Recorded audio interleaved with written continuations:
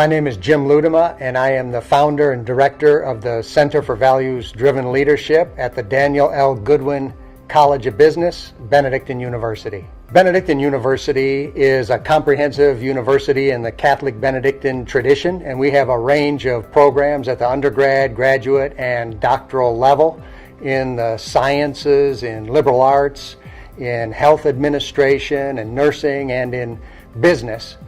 So in the Center for Values-Driven Leadership, we have had the opportunity to work with a group called the Small Giants Community, and they're a bunch of high-growth entrepreneurial firms that also have very people-centered, values-driven cultures.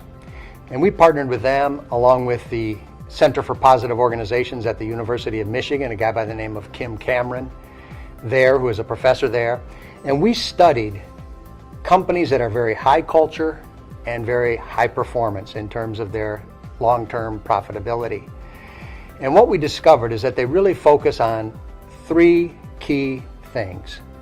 The first one is purpose, linking their company to a higher purpose, and linking their own individual leadership to a higher purpose.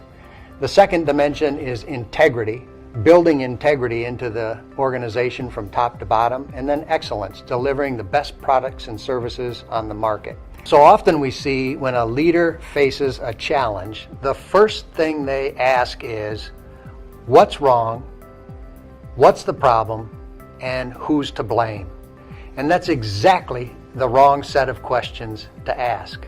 What they should be asking is, when we've been at our best, what did that look like? Let's look for examples when we've really done it right. Or if we haven't done it right, other companies that have done it right. And then based on that, how can we raise the bar and do it even better going forward? This flip from the negative or the deficit-based question to the positive or the affirmative question is based on a philosophy and a theory, a practice called appreciative inquiry.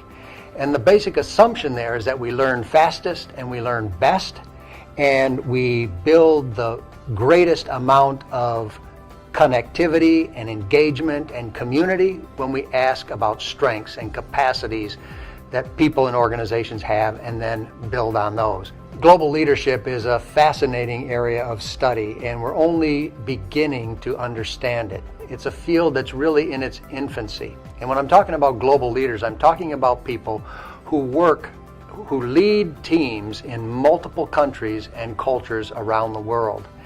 And in order to do that, they have to deal with tremendous complexity. They have to understand how to navigate multiple cultures. They have to understand how to work across multiple time zones. They have to spend a lot of time in airports and traveling. They have to deal with a lot of security concerns, because as you travel to different parts of the world, there's always different security concerns in the places that you go. They have to understand different legal systems. They have to understand different financial and currency systems.